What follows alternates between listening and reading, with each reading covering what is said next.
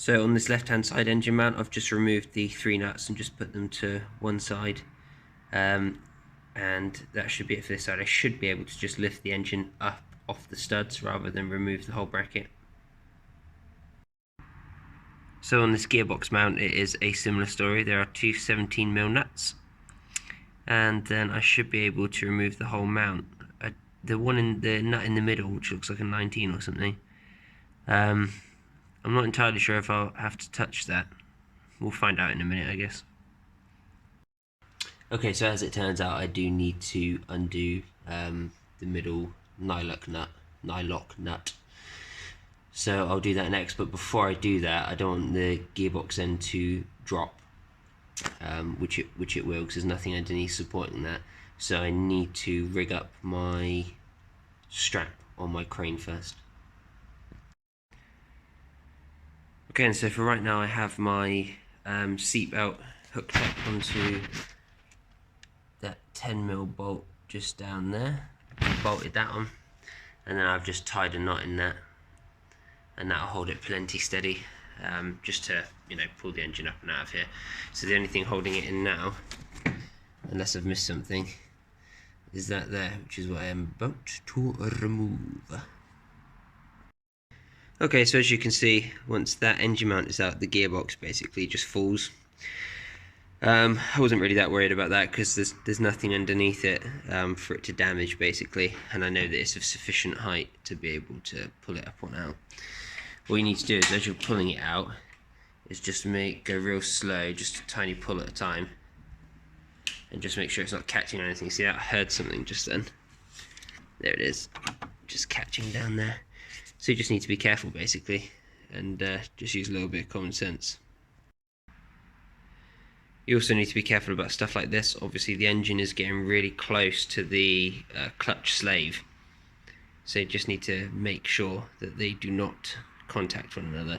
If you smash that reservoir, I mean, it's just extra time to something that you probably already just want to be over. Same with the other side down here. You can see you have to kind of maneuver this end of the gearbox past a lot of wiring and piping, and you just have to move it up slowly, check both sides, carry on moving it up until you get to a point where you're kind of free of everything.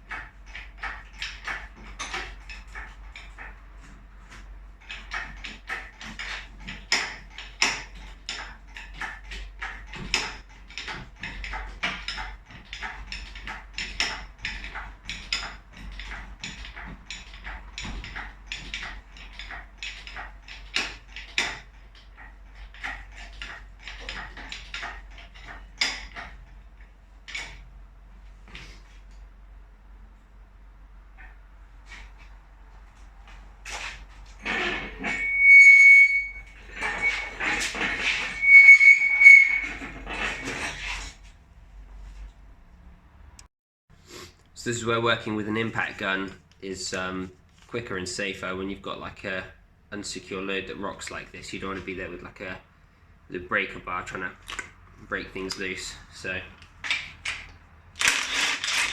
if you do have to do that, probably the best thing to do is just to do that on the floor.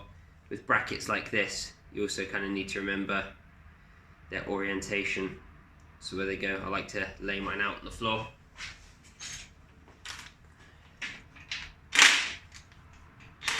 I'm going to break that one loose and just snug it back up for now, because I want one left to the last to hold the gearbox on, and then I'll undo that and sort of pull it off at the same time. So there are many bolts holding in the gearbox, and they were all they were all different sizes basically. So I had one here, there was a small 10mm there. Then there were 3 more bolts here. These ones here had nuts on the other side. Well, these 2 had nuts on the other side. And the one next to it was just a through bolt. There we go, it's focused. And then there was another bolt going through here, a small 10mm holding on the plate. and then these are the two starter motor bolts, and that's a dowel which locates the starter motor. And that's it for the back. Oh, there was also a small nut. There's a small nut on this stud just here. And then on the front of the gearbox, we had one bolt here, one starter motor bolt there, and then we have the last bolt holding this whole thing onto the engine just here. So once I whip that out, the gearbox will be loose. So I'm going to wind it out slowly so the gearbox doesn't fall, and then hopefully try and catch it. Okay then, let's try and take it off without killing ourselves. Yes, it's going to come straight off.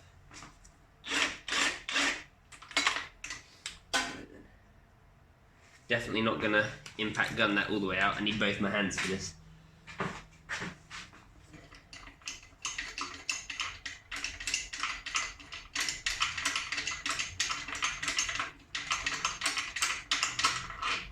You can see the gearbox separating, which is good. Come on, let me have it.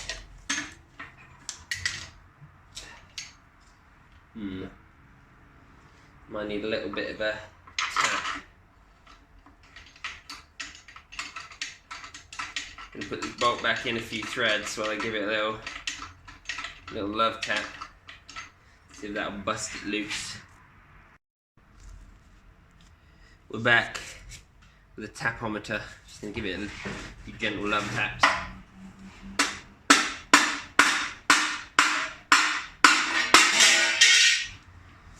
Things falling off is a good sign. Let's pop that there for a second. Doesn't seem like it's ready to come out. That is the question.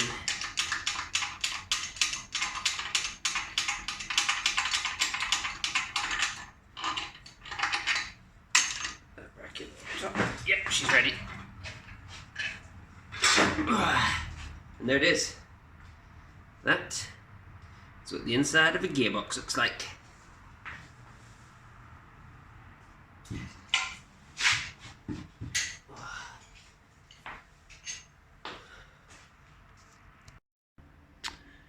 So here we have the old clutch. You can see where the bearing is really eaten into the pressure plate, the clutch, down there into the old flywheel action.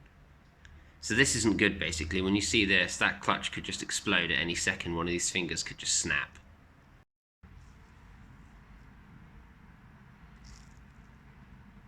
So inside the bell housing of the gearbox, it is not a better story. That clutch bearing is completely toast. So you can see here the water pump looks quite new. Feels in very good condition. And we have 1 10mm, 2, 3, and then we have one nut on a stud at the bottom. So we're just going to take those out. We might as well pull this water pump. We're just going to strip whatever's good off this engine, have a look at our replacement engine, and whatever is not as good we'll change over. So once all the bolts are out, it should take a little bit of wiggling. It might be a little bit stuck because of the sealant, but essentially the water pump should just come straight out.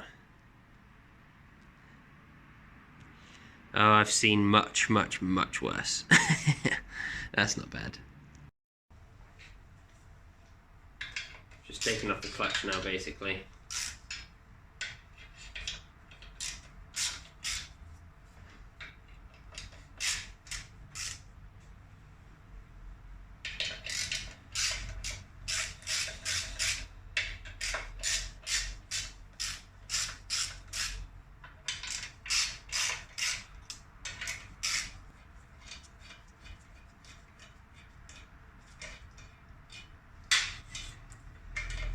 Taking this off basically to get a look at the flywheel, because whichever flywheel is going to be in better condition is going to be the one that goes onto the new engine. Seriously, there's always one more bolt. Lurking in the shadows. There we go. The clutch plate itself doesn't look, friction plate rather, doesn't look in bad condition.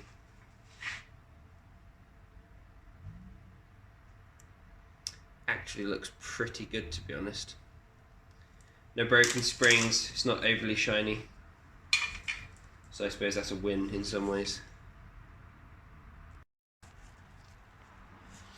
Okay, so this is the flywheel. It's held on with 13mm bolts. And I'm just going to take it off anyway because they can keep it for spares, or if the one on the other engine is no good, then we'll be putting this one on.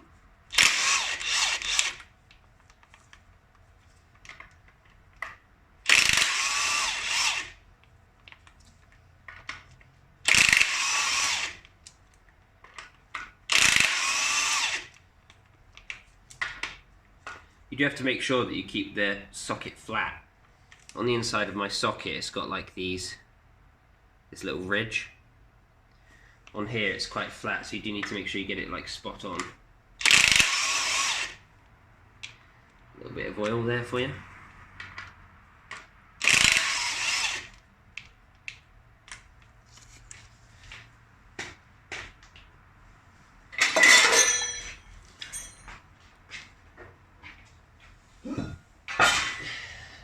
Put a bolt back in there before it makes a horrific mess.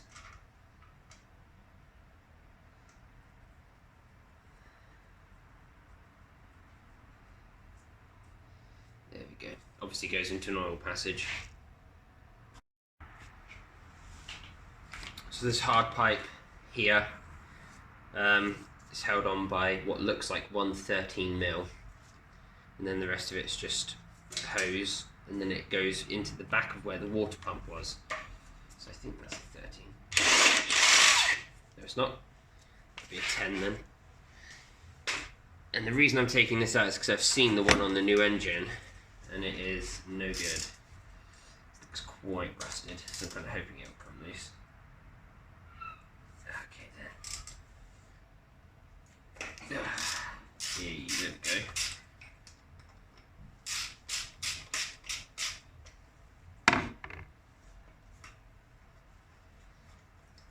Okay then. So that's loose. Now we need to try and wiggle the hard pipe out. There we go. So this thing here has a little sealing ring at the back here, which obviously stops the coolant coming out. So we'll hopefully reuse this on our new engine. So the engine has been out of the car for about 5 seconds, and a spider has already made himself at home in an exhaust valve. There he is, you see him there? Look at that little crazy thing. So for right now, I am putting in the hard line for the water pump, but this bolt here has snapped off, so I need to drill it out basically before I can go any further.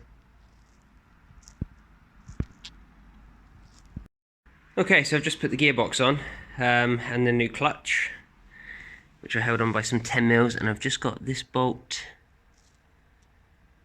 here started and that nut there started, and I'm just winding them both in together very, very carefully so that the gearbox mates up evenly with the engine. As you can see at the moment, there is still a little bit of a gap, so you do need to be careful that you don't pinch anything unevenly, because you can do some damage.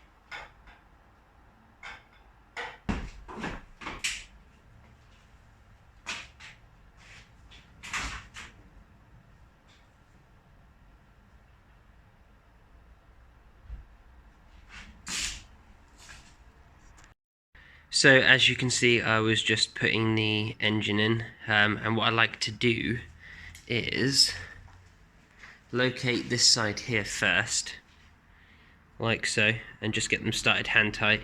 And then I take the strap. I have mine strapped through this eyelet down here. I took it off of there, and I've put it here on the side of the gearbox side of the engine, so that I can use the crane to pull it up so that I can locate this side for the engine mount. When you're on your own, I just find this the easiest way overall to get it done. Okay, so now the engine's in. Both of the engine mounts are in place. Well, engine mount and gearbox mount. The engine is now in there on its own, so all I need to do now is connect it back, connect everything back up, and then start it up, and hopefully she's a good engine. Okay, so now that the engine is in, I'm just going to start putting back, I think, all of the cabling first, and I'm going to start with the alternator area down there and the starter motor, just because I think that they'll be easiest to do now. If I connect up too much stuff, it's going to be harder and harder to fish them down there, so I'm going to crack on with that first thing. Okay, so the alternator is in and the belt is on. There are 2 bolts on the alternator down this side here, which you can see, which you need to do up. I recommend doing up the bottom bolt first. Leave it like very, very loose, and then get all of the bolts started. There's 1 bolt just there, and then there's a through bolt with a nut just here that goes into this bracket on the back of the engine. So that was surprisingly irritating to fit. I actually disconnected it from the live and ground cable just to be able to get it down there, because I couldn't fish it down any of the other openings apart from this. So the next thing that I'm going to do is reconnect the slave cylinder, and I'm going to bleed it before I put anything else back together, because I just want to know if there's going to be a problem or anything with the clutch. I'd rather know about it at this point rather than with everything fully assembled. So bleeding out this clutch made a bit of a mess. It's not really a great design. When you undo the grub screw on the top, it just leaks out everywhere. So that was a bit of a pig. But it's all bled now. Feels like it's got a good clutch on the inside. And now just start plugging some things in. So for right now, I'm going to put the ignition stuff back on the head, just because this sort of seems to be somewhere in the middle of all of the cluster of cables. So I figure if I get that on first, it's just going to help me route everything up a little bit easier.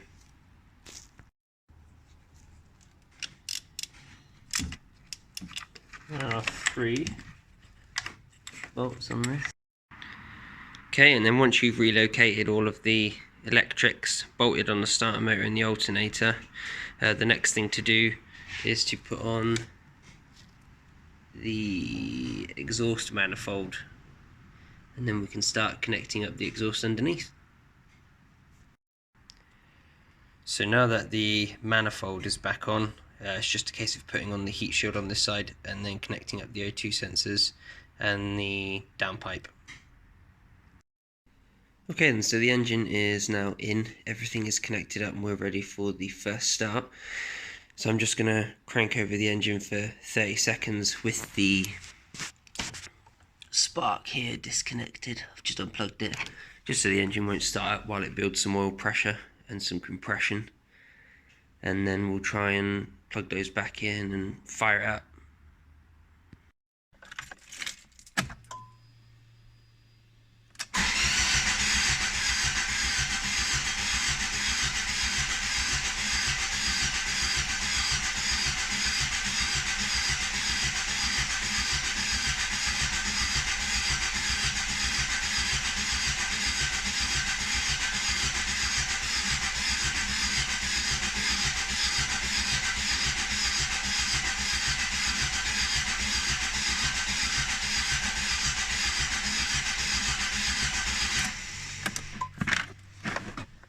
That's 30 seconds done.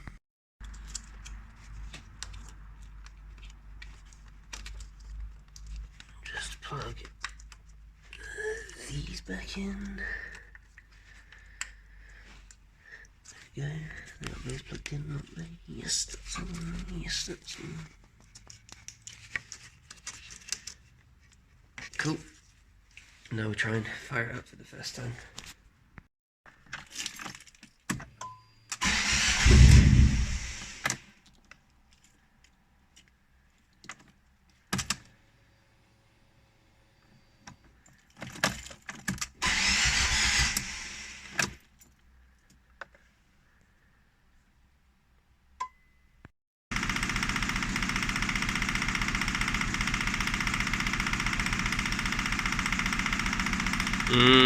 Sounds wonderful. So that's it now. It started, it runs sweet. I've bled out the clutch, added the gearbox oil, and that's it. She's now ready to be test driven. And very importantly, there are no codes on anything, which is great. And most importantly of all, for a car that just had its head gasket gone, it's not overheating, which is even better.